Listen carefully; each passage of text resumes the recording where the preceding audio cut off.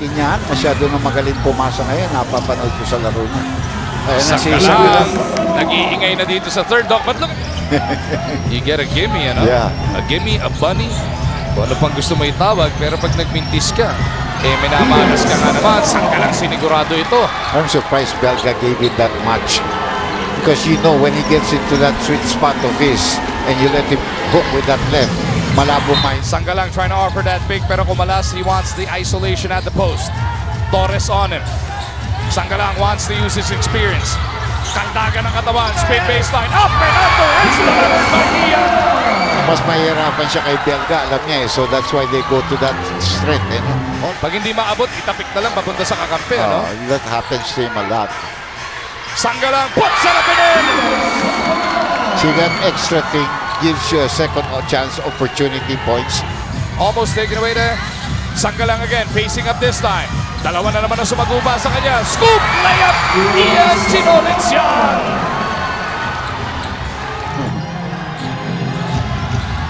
Sanggalang backing up.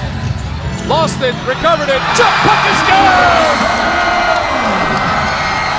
Ian Sanggalang ang ating maaasahan player of the game. Siya ngayon. Kasama ni Riza.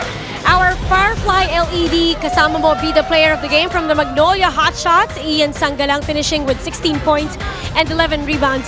Ian, you were scoreless in the first two quarters. Tell me about the mindset coming into this third quarter for you to be able to score all of your 16 just in two quarters. Unang-una nagpapasalamat ako kay God na binigay niya sa akin. Tapos pangalawa, siguro nag-positive lang ako sa game tapos naniwala ako sa mga teammate ko.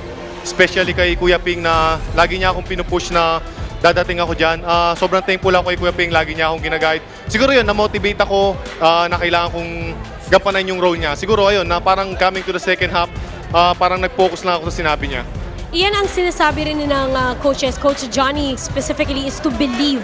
With this win coming into game number 4, gaano kalaki ang magagawa niya sa kumpiyansa niyo?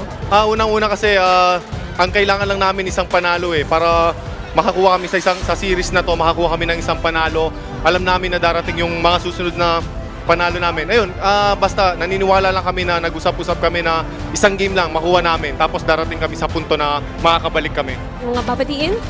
Unang-una, binabati ko yung family ko sa Pampanga, yung mama at papa ko nanonood.